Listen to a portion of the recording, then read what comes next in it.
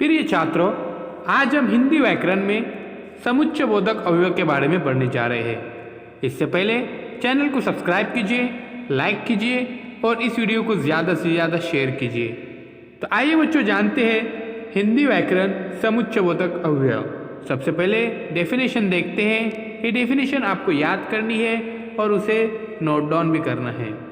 जो अवयव दो शब्द या दो वाक्यों को जोड़ते हैं उन्हें समुच्चयबोधक अवयव कहते हैं।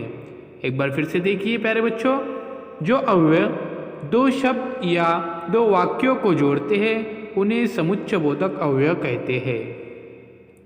आइए बच्चों, इसको हम कुछ उदाहरण की मदद से समझने की कोशिश करते हैं। उससे पहले चैनल को सब्सक्राइब करते हैं। प्यारे बच्चों, चैनल के प्लेलिस्ट में ज़रूर जाना, वहाँ पर आपके सभी विषयों के वीडियोस अपलोड है। तो देखिए प्यारे बच्चों, नीचे दिए हुए वाक्य पढ़िए।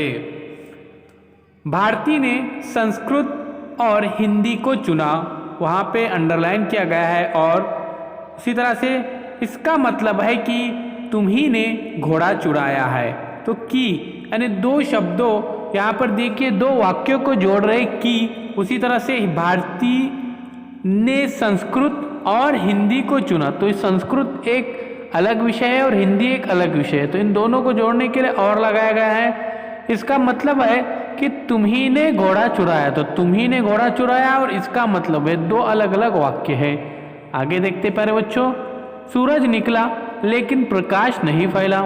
उसी तरह से यहाँ पर देखिए हिंदू हो या मुसलमान, इंसान तो दोनों ही हैं। उसी तरह से यदि परिश्रम करोगे तो सफलता ज़रूर मिलेगी। चाहे कुछ भी हो, मैं अवश्य विदेश जाऊंगा। तो प्यारे बच्चों देखिए, इन वाक्यों में आए हुए रेखांकित शब्द और, की, लेकिन, या, तो, चाहे अव्यय है। ये अव्यय दो शब्दों या दो वाक्यों को जोड़ते हैं, इन्हें समुच्चयबोधक अव्यय कहते हैं। तो प्यारे बच्चों इसकी डेफिनेशन देखिए। जो अव्यय दो शब्दों या दो वाक्यों को जोड़ते हैं उन्हें समुच्चयबोधक अवयव कहते हैं। तो प्यारे बच्चों, उम्मीद करता हूँ समुच्चयबोधक अवयव के बारे में आप जान गए होंगे। एक बार फिर से देखिए, भारती ने संस्कृत और हिंदी को चुना, तो यहाँ पर और ये समुच्चयबोधक अवयव है। तो अभी तक अगर आपने चैनल को सब्सक्राइब नहीं किया है तो जल्द से जल्द चैनल को सब्सक्राइब कीजिए, लाइक कीजिए और इस वीडियो को ज़्यादा से ज़्यादा शेयर कीजिए। फिर हम मिलेंगे एक नए वीडियो के साथ।